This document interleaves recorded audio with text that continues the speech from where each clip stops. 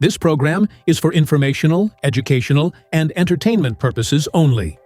The information provided in this podcast reflects the opinions and experiences of the hosts and is not medical or mental health advice. Always consult a qualified healthcare professional regarding any questions about your health or well-being. If you are experiencing a medical or mental health emergency, contact your local emergency services. If we're aware of our own wounds that we need to work on, our strengths, our weaknesses, what are our good traits? What are the traits that are more of a wound inside of us? I'm going to see how far backward that curvature is. If it's mildly backward in curvature, that's a denial pattern. Mm-hmm. So I'm impacting the life by the communication that's occurring around the person. Mm-hmm. And I'm doing that for a reason. Mm-hmm.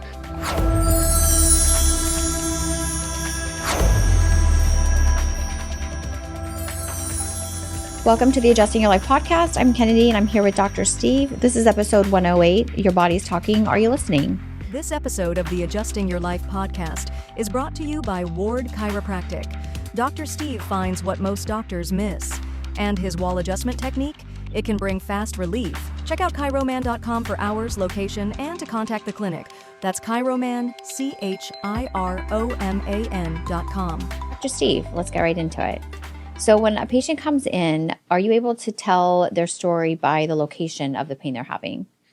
Yes, pain location really helps to give me insight immediately as to what stressors are causing the pain that they're experiencing. Okay, so what would be the first step you would take with a patient in assessing their level of pain when they come in? As it relates to like the story that they have? Well, first of all, some people come in and I can see in their pattern that they have a high level of denial. Okay. So in situations like that, I'm going to be mindful that there may be very little openness to behavioral insights when I first begin. So it's important to understand that every single person who comes is different. I have a lot of people that come and they're so open to gaining awareness. They're excited about, they've heard about me and they've heard from other people that I will just look at them and I will read them and I will give them insight and help them immediately to understand deeper issues that are most likely underlying their pain pattern. So that's where I start. I look at their posture. I look at how they walk into the room. I look to see if they have a shoulder drop. I look to see if they're in a forward or backward curvature. So many things go through my brain when assessing a patient and the problem that they're in. And so, and it's just a unique approach because where so often people come in with this awareness to another chiropractor that I have pain, but it just came on. I don't know why. I did nothing. But I have all this pain now and I really didn't do anything. Mm-hmm. And so a lot of people are then looking at, what's the physical issue that's causing the pain that they're in? And in my mind, I just look at things differently. I look at people holistically and not segmentally. I look at them in position of load. I want to see what they look like when they walk, when they stand, when they sit. Mm-hmm. And of course, it's so important to understand what is the key pain pattern that they're experiencing. Why are they coming to me? And so many people, I get so many people who come in such severe pain.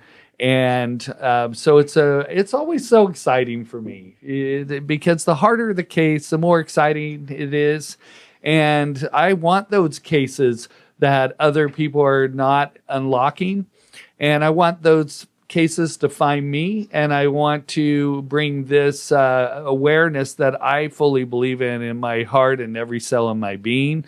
That's so powerful for people to gain awareness on. Right. So how do you assess if someone is open to feedback in as far as the emotional component to the pain that they're having? Well, very quickly. I'm going to see if they're in a backward curvature. Okay. I'm going to see how far backward that curvature is. If it's mildly backward in curvature, that's a denial pattern. If it's really severe backward curvature, that's more denial. And so there are people that come in and I may not even express what the underlying stressors are right away, because they're coming in with this belief that I'm just going to give them an adjustment and fix their problem. Right. So after you do if you make the evaluation as to whether you're going to talk to them about the emotional component, how does the next, like the adjustment factor into that in terms of, do patients adjust easier after you've given them some awareness? Yes, I made the mistake a couple years ago of this guy came in from Illinois, and he was 6'8" and over 500 pounds. And he came in right before lunch. And so I said, oh, let me give you a quick adjustment. And then after lunch, I'll give you another adjustment. And he had a very significant denial profile. And so here I'm taking on this case that's in high levels of denial, and I'm going to give an adjustment without any behavioral awareness. Right. So what ended up happening is I throw this massive force into this big man, and nothing moves. Mm-hmm. And the force then recoils into my wrists, and I end up badly spraining both wrists. Oh, wow. So just a devastating injury for me. Right. And because I need my hands. And I also, they're so important in the wall adjustment technique. I have the hand behind the person, and then I have the thrust hand. So, right. So there is a fine line here. So when this person came back after lunch, he was expecting 2 more treatments. And I just was almost disabled from the first treatment. Right. And so I said, okay, when I get back from lunch, I'm going to talk to him about what I see. So I explained to him that his body's super guarded. It's an over defense. That calmly it's indicative of some parental abandonment issues, and how you may deal with hurt that you experience in your life. And when you get hurt, it's likely you're internalizing the hurt and withdrawing from the hurt. And you're not really wanting to be seen as vulnerable in that process. And so I ended up breaking down a few things for this person. And the next adjustment was great. I just had sprained wrists. Right. And then the next one was even better. Yeah. And so it's important, in my perspective, to understand the people that come in have a story, they have a wound, they come from generations of wound. Mm-hmm. And so many people in high denial may see their life solely through the eyes of some other wounded person prior to them. Mm-hmm. And so to me, it's vital to give something to even the person that's in heavy denial. Mm-hmm. And sometimes what I do in that situation is I say, your body's so guarded and so armored and so inflamed. Mm-hmm. Instead of me jumping in and treating you in this moment, mm-hmm. I'm going to put you out in the waiting room and I'm going to sit you on some ice. Right. And then what I'm going to do is I'm going to start coaching people around that person. Oh, so they can hear. So they can hear without it being directed at the person. Mm-hmm. Same with like children, right? Yeah. Because when you come from, say, a child in challenge and you come at that child, it may be a challenge. Whereas if when I'm dealing with kids, what do? I say, when I was a kid, this is what I was experiencing. This is what I was feeling. This is the problems I was having. And I start talking to the child based on my own childhood experience. And then that child in their mind is saying, wow, that's my story. right? So I'm impacting the life by the communication that's occurring around the person. And I'm doing that for a reason. And because a lot of people want to deny things that are directed at them, but they have no problem hearing something that's based on some other experience around them. Right. And then by bringing that into the story, we're able to see much greater results, very quick results. And that's what it's all about. Healing, to me, is about awareness. And the more aware we are, the healthier we're going to be in our life. If we're aware of our own wounds that we need to work on, our strengths, our weaknesses, what are our good traits? What are the traits that are more of a wound inside of us, right? Right. And so this is how I go about it so often, because the results speak loudly. When people only care about one thing, well, two things. Can you help me? And how much will it cost me to get the help I need? Oh, interesting. Right? That's why people come. Can you help me? And How much do you will charge? it cost me? Yeah. What's interesting is I don't know, I'm trying to remember where I heard this, because when you're talking to a 4 and 5 year old, their openness is, they're more open, like I would say to my daughter, when I was little, and that for whatever reason opened up her receiving receptors. Yeah. To when I was trying to communicate to her. So that's interesting that's something that is used. That's what you do. Absolutely. So, well, that was amazing. We'll be back for segment 2. Welcome back. We're going to talk about some of the common profiles that Dr. Steve sees with patients that come into the clinic. So, Dr. Steve, I know one of the things that we've talked about are patients that come in and make a pre-announcement as far as that they're difficult to adjust.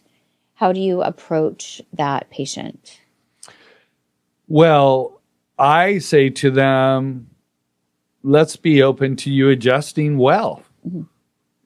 I said, I do a different type of an adjustment that works really well with people who are difficult to adjust in common chiropractic methods. And I use a leverage technique. So I take a person that may be in a resistance and I sit them down. I put them in a state of exhaustion, take them out of resistance. And so often the people that tell me they've been to many chiropractors and I've been hurt before by chiropractors, I've had very few chiropractors have ever been able to move me. So I just want you to know you probably are not going to be able to adjust me at all. Interesting. Yeah. Right. And it's interesting to me that that's even stated, but it is their experience. And when their experience is I'm difficult to adjust, their belief is that I will have difficulty. But the truth of the matter is the most difficult people are commonly able to be adjusted. There are people that are challenging, and I say to them, "Oh, that was very challenging." But I'll ask them, "When was the last time you had an adjustment?" "Oh, 2 years ago, 5 years ago, 12 years ago, 18 years ago." Okay, and I say, "Okay. Well, this is why we're going to do more than one adjustment on you today, because we're going to adjust you to begin the process. But then 90 minutes to 2 hours later, we're going to do a second adjustment on you. And we're going to see such great change in your body from the first one to the second." So do you see the pattern? Do you find it more common in women than men, or about the same? Wow. It depends on the male and it depends on the female. Okay. So it's going to be a little more challenging with women who are backward and left in curve, which is a full masculine pattern. Okay. It's going to be more challenging for men that are backward and right in curve, that are going to be a little bit more challenging. However, so often those patterns are more present standing, So I would approach that with having them sit down, take them out of the most guarded state. Okay. So often they're coming in, we're putting them on ice in the waiting room.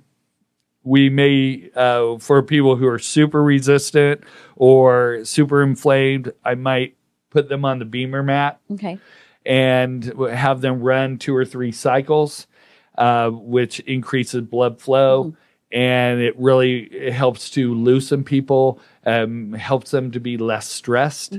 And I find that icing, beamer mat, communication, having someone sit in the waiting room, have people embrace what's happening around them. Because you come into my waiting room, you're a new person, and there's other people in the waiting room.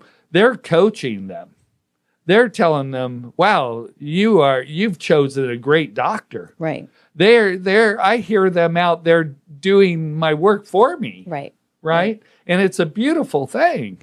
And so by the time they come into the treatment room, they've already been impacted by multiple lives and their stories and where they came in with the problem and how I was able to help resolve their problem. And I resolve problems very quickly. Right. But not always in all cases. But so many challenging cases within a day, they will be quite a bit better. When I get a call and someone says, "Well, I've been seeing a chiropractor a couple times a week for 6 months. I'm still having the problem. How long before I should feel some change in the problem?" I say, "Oh, within 5 minutes."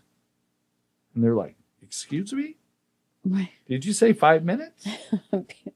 Because what I will do and what I'm gifted to do is bring a body that's in imbalance back into balance. Okay. And I balance bodies so fast, less than 5 minutes. I will balance the shoulder drop. I will balance the short leg.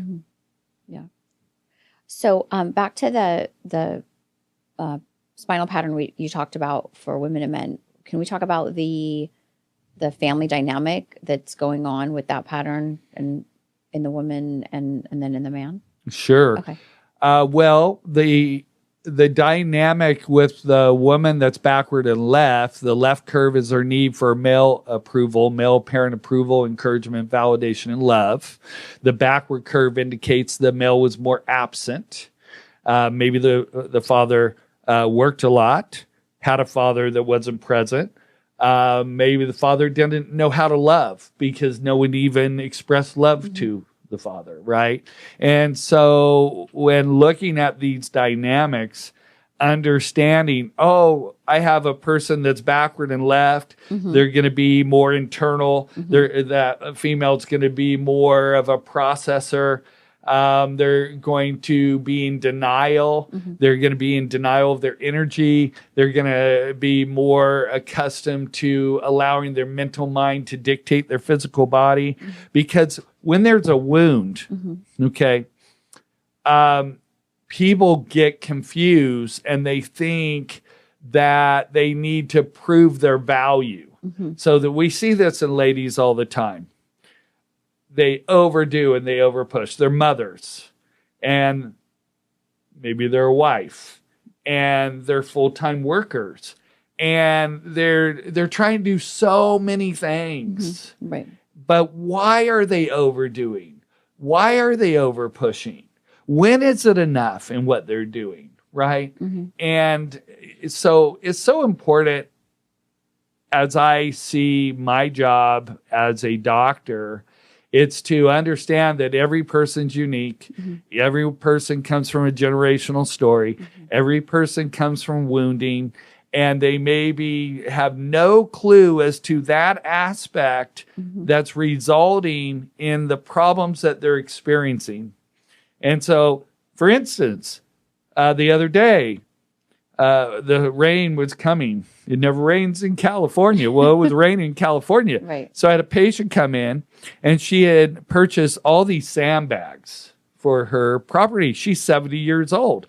And so she lifted all these heavy sandbags. And then because the rain came, all the leaves off the tree fell on her on the ground. And she was going to have Christmas dinner. And so here she is getting all the leaves off the ground, putting down all these bags, and then she's going grocery shopping. Then she's preparing the meal, right? And she was asked, do you need help? What did she say? She's got it. She's got it. I don't need any help. Right. Oh, gosh. What a problem that is. Yes. Right? So for the woman backward and left, when asked if you need help, get in the habit of saying yes. Yes. Yeah. Yes, I need help. And the more you can help me, the better for me. Instead of let me prove to everyone that I can handle it by denial and being in denial of my energy, and what they're doing is just powering through mentally. On the other hand, you did ask about the male who is backward and right. It's an interesting pattern, because you go to men a lot of times that are right curve and you say, oh, you're so emotional. And they say, no, I'm not emotional. Right. But then when they get angry, they can't regulate emotion. Right. So they're very emotional. Why would that be? Because they looked for approval from a dominant female that never received approval. And that female would negate them repeatedly. And so, and then you look at the backward curve, and that's the father abandonment dynamic. So that's an interesting pattern, because it's an emotional and a mental, right? The backward curve is more mental, and the right curve is more emotional. And so those cases are pretty high denial. They commonly, especially if they're really far backward, they're commonly coming in with an acute problem, and the problem comes out of nowhere. All of a sudden, they have this major problem, and these men are wanting what? A quick fix. They're not wanting a long-term solution. They're coming to me. They've read my reviews. They think, oh, I'm Jesus, and I'm going to fix them in one treatment. The physical part of it. Right. And the truth of the matter is healing is occurring from within. Right. And the best doctor is indeed the patient. And if the patient wants to get the result they desire, it means that they're open to doing the work necessary to reframe the problem that they're having. Right. So one of the things I thought about when you were just talking is for the male, that male pattern, I find just in conversation talking to people that when you bring up like a man being emotional, they somehow equate that to or correlate it to like women that are emotional. And it's actually very different. And it certainly doesn't mean they're not manly. Maybe could you expand on that a little bit, that emotional pattern? Yes, it's, it is confusing to men, because a lot of times when you say you're emotional, they think you're calling them a wimpy man. Right. Okay. Now, if you're in a forward curve and your right curve, that's a man in full feminine, right? But when you're in backward curve and right curve, it's showing a dichotomy between mental and emotional, right? And so, when giving clarity to men, I'm not saying that they're a wimpy man. I'm just saying that in their lifetime, they were influenced more by mother, grandmother, older sister, and the male influence was not present. And so then they attract in their life more of a dominant female, because they've experienced trying to be enough for the dominant female, much like myself. In my early life, I wanted my mom's approval, but my mom never received her approval from her father. And even more of a dysfunction was he wanted sons, and my mom was the fifth daughter. And so all those ladies were impacted by proving their value by overdoing. And that's why it's so important that we get into clarity that our value is never in what we do. It's always in who we are, and who we are amazing. We're amazing. before we do, not because of what we do. And we're not less amazing when we say, hey, I'm going to choose not to do it. Or I need help. I need help. And so, but again, understanding these mechanisms are really important because to the over defensive male that's backward and right, when they get criticized, it triggers in them a feeling of inadequacy. And then those men lose regulation and then they react emotionally. And when that occurs, craziness can occur. Right? Because they're not able to regulate their emotion. Right. And they just say lots of ththings that they might not even realize later that they've actually said. Like, I feel like if someone recorded them, they almost it almost would actually help them. Like, because I feel like they don't actually know what they're saying. No, because if you're in right curvature as a male, you're coming from a feminine influence. So you're seeing your life through a female dysfunction pattern. But men, that if you say that to most men, they're like it's like no way. I think that it's hard for them to grasp that. And I don't find that to be the case. In most cases, when I bring that up to men, I say, oh, well, this indicates that in your early life, you were more present with a female than a male, and the male was more absent or obscure, and the female was more present and dominant in your reality. And they're like, oh, yeah, my mom was there. I have 4 older sisters, whatever it is, right? Well, could it be that I'm saying it to some, like that maybe I'm maybe saying to my brother, and it's different, and they're not receiving it in the right way. Maybe if it was coming from you, because it would be different. Okay, because their pattern wants approval. Oh, from so if I'm pointing out where they're falling short, yeah, that is just like someone else telling another female telling them what they did is not good enough. Oh, right, okay, so I find that most men, because they are right, a lot of men are right leaning. That is emotion, that is sensitivity. It gets caught up in unreasonable expectation. Right. And if our program is, if you do it with son, if you do it right. And then our belief is when I do it right, someone's going to tell me how great I am. And then that never comes. And the opposite comes. Someone tells you that what you did isn't great at all. And you're giving your best intention to it. And now it's triggering in you that, oh my God, I'm giving my best and I'm being told it's not good enough. These triggers are really important to get a handle on. And understanding, we'd have less people in prison if they learned how to regulate emotion, right? And regulating emotion or words, how to realize that raising our voice is not the answer. If you want to be heard, lower your tone. Right. You want to not be heard, raise your tone. Right.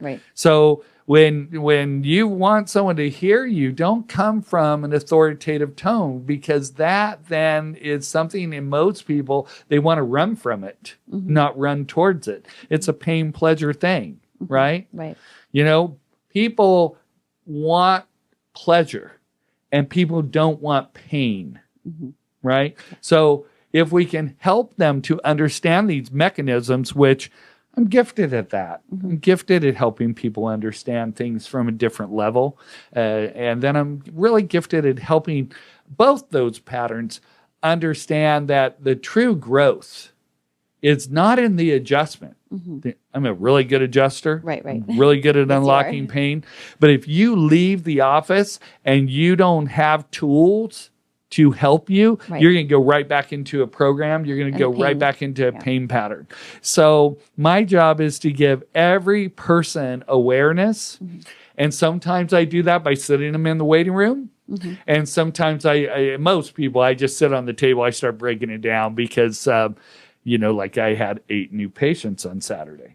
Well, and then I had a whole bunch of people that had a problem. They needed to be coached. Right. So it's like, how much time do you have? I have like 5 minutes to make an impact on a life, to help to reframe where they are and help to give them a tool moving forward so they can really regain the life that they've always, wanted, but they didn't even know how to get there. Right. that's a good place to stop. We'll be right back. This episode of the Adjusting Your Life podcast is brought to you by Ward Chiropractic. For over 30 years, Dr. Steve Ward has been helping people get to the root cause of their pain. He's a second-generation chiropractor who looks at the whole spine, not just the sore spot. With standing and seated full spine x-rays, Dr. Steve finds what most doctors miss. And his wall adjustment technique, it can bring fast relief. Back pain, sports injuries. Check out chiroman.com for hours, location, and to contact the clinic. Or stop by Ward Chiropractic Family Center today. Mention this ad, and you'll get a free recheck 2 hours after your first adjustment. That's chiroman, chiroman.com. Welcome back. So let's talk about the physical pain that a patient has as it relates to the message it could be giving them. How do you help them articulate what that is, and does it take multiple visits, or do you think you can impart that in a first visit? I go right into it as a rule.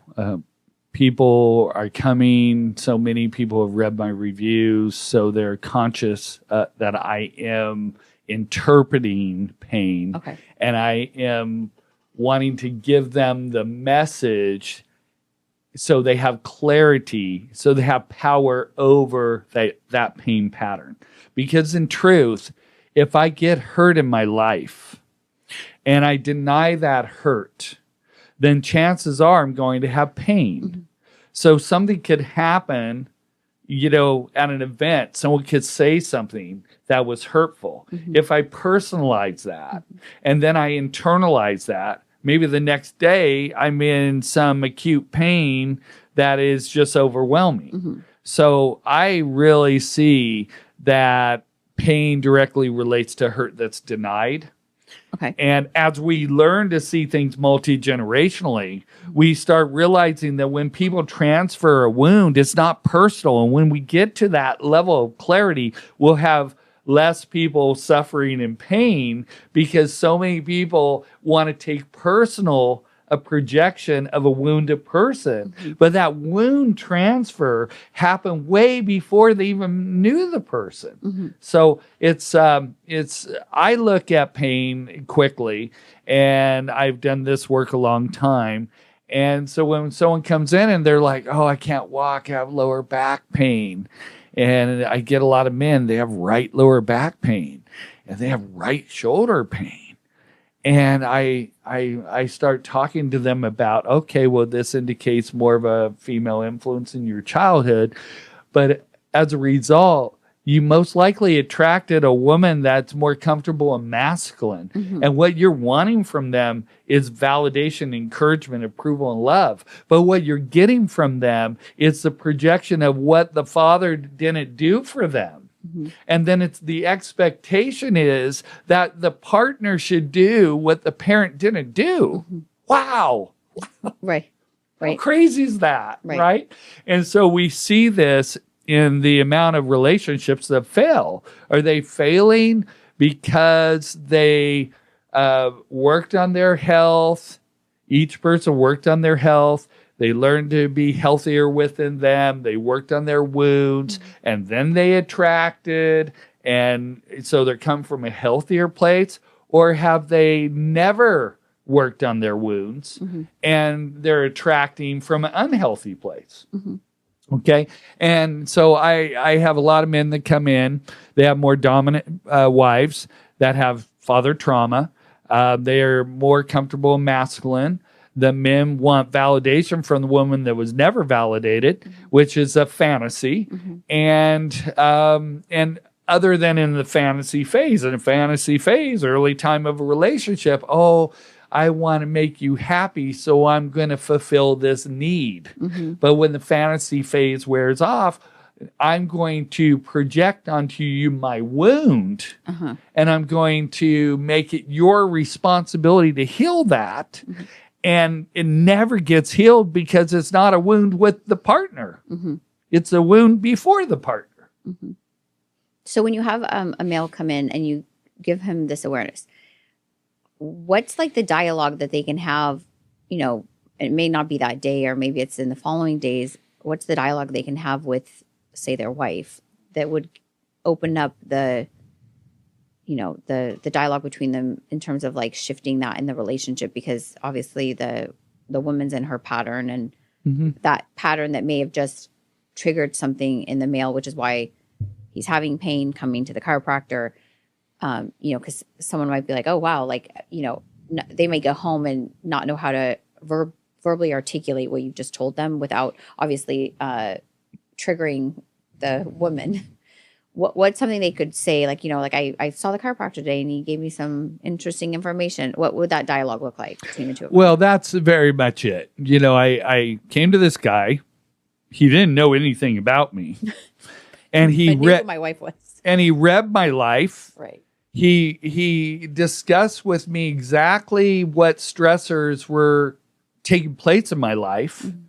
And oh my gosh, it just was amazing, because it was like he's living in my home, right? And so... and not that you're not, just to clarify, because people sometimes think like psychic, but this is not, have nothing to do with... well, it does have something to do with it. It's not that I'm psychic, I'm intuitive. Okay. And, but I'm more of a scientist than I am, a psychic. Right. But it's so funny. I was asked to work a Women's Day by the pool party. Yeah. And I went in and I'm working with all these ladies. I was the only male invited. And I had this lady who was married to this famous neurologist, and she had this wrist problem, right wrist problem. And so I started breaking that down. And then the rest of the day, I heard this lady tell, you need to go, talk to this guy. He's the best psychic I've ever met in my life. He knew exactly about what was going on. And so, it's interesting how people can get confused on that. Right. But when you look at standing and seated, front and side view, full spine images, image size 14 inches wide by 36 inches in length, you look at enough patterns, you begin to understand these mechanisms that are playing out in all of our relationships. Right. And so, but the key element is to, one, teach them that's not personal. The wound is before them. I'll say, oh, well, does she have a unhealthy relationship with her father, or is the relationship with her father healthy? And they'll, oh, well, it's not a healthy relationship. Okay. It's because that's what I'm conveying. There's a story before the projection, always. Right? There always is. So people transfer from wound, not health. And so with these men, I read them. They're blown away. The right, say, lower back pain case. And of course, why are they in pain? Because they get hurt by the woman that's more comfortable being verbal. Critical and authoritative. And what do they do with it? They internalize their vulnerability. They deny the hurt that they're experiencing in that moment. And then the next day they wake up and they can't walk. So is the hurt in that moment because they personalized her projection? Yes. People think that when someone projects rejection or criticism or transfers inadequacy, that it's about them. And that's the greatest problem we face, because it's not ever about the person it gets transferred onto. There's a wound prior. And if it's a woman that is more comfortable being verbal, authoritative, and she can't lock down when she gets upset, she can't regulate her words, right? I've experienced it myself more times than I could ever count. Okay? Yeah. But once we give clarity to people, their pain goes away, right? So someone comes in, they can't even walk, and then I break down why they're in pain and what happened and how you had this fantasy that this person who came from wound and generational wound is going to know the difference and give you what you need. And it's just not true, right? So that's why I always say to people, let's restore our wounds. Let's, resolve our wounds in ourselves. And let's keep that out of it. Like, it's not someone else's job to fix the wounds inside of me. It's my job to do that work. Nor is it my job to fix the wounds inside of you. And if those wounds are before me, then taking personal a projection is probably where we can, instead of taking it personal, what do? Hit it with active denial, right? When we look at it spiritually speaking, when fear comes at us, Scripture talks about putting on the full armor of God. And the reason for that is the world's coming at you in fear, not love, right? If the world comes at you in kindness and mercy and humility and love and encouragement and validation, and, armoring's not that important. But that's not where the world comes at us from. So we're armored. And what's that telling us? It's saying, hey, I'm going to hit that projection with active denial. Right. And that's not passive. Right. Yeah. It's like, oh, you're denied. Right? Yes. I'm denying this projection because I know that's a wound that occurred before you even met me, and it's not my responsibility to resolve it, right? So denial is powerful. It's so powerful. But when given people great awareness and then they choose to deny it, well, now they're setting up even bigger problems. Like, you take a woman that overpushes, overdoes, and you're bringing that to her attention. Hey, you're in a 2-inch left short leg because your mental mind's dictating your physical body. And what your mind's telling you is you always need to do more. And your mind says that if you don't do it, no one's going to do it, right? Then what we're going to do is have a person who has autoimmune and chronic illness, right?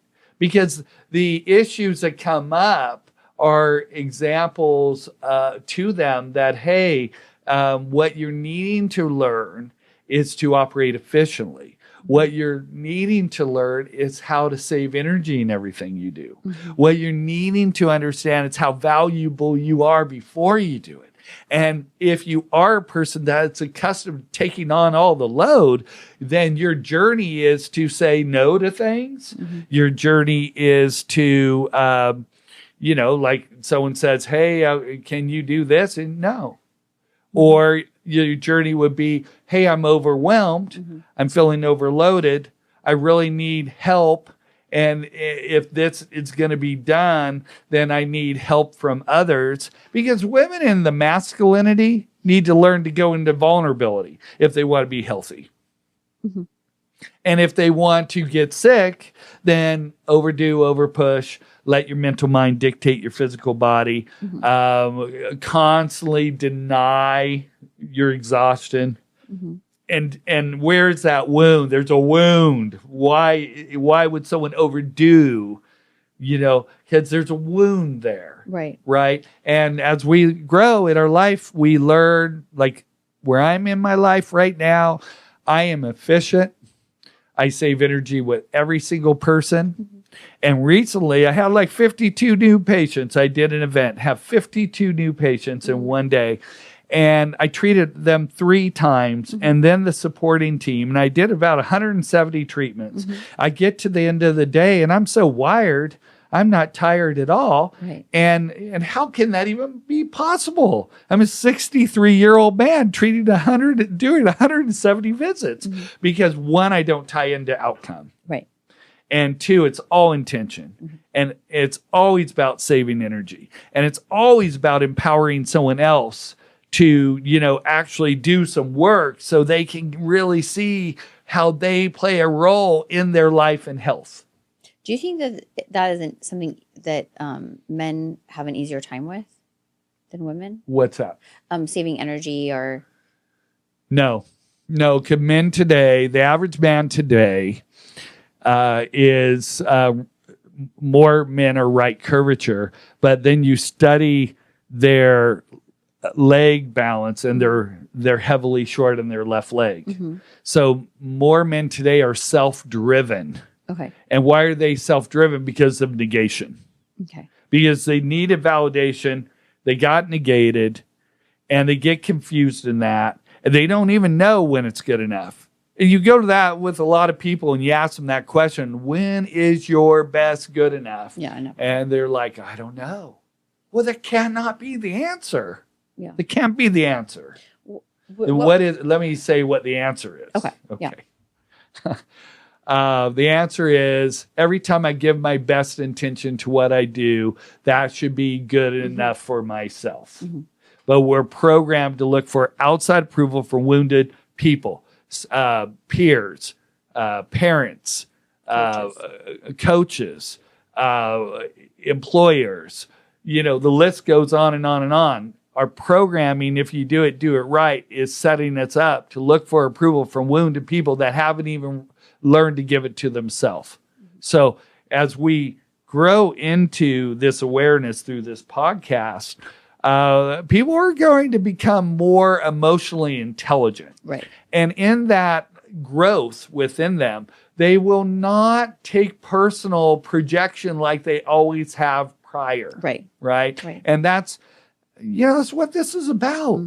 This is about helping people to transform their life and do things differently than how people prior have done the same things for generations. We'll see you next time. This is a broadcast of the Adjusting Your Life podcast, produced by Adjusted Life Media. All information contained in this episode and all other content provided on this channel is for informational and entertainment purposes only. This content is not a substitute for professional medical advice, diagnosis, or treatment. If you or someone you know is experiencing a medical emergency, please contact your local emergency services. Dr. Stephen M. Ward, D.C., is a board-certified doctor of chiropractic medicine, licensed in the state of California, County of Los Angeles. The Adjusting Your Life podcast is written and produced by executive producer Jamie Knapp and co-produced by Kennedi Hall and Dr. Stephen Ward as Dr. Steve. For more information or to connect with us, visit adjustingyourlifepodcast.com.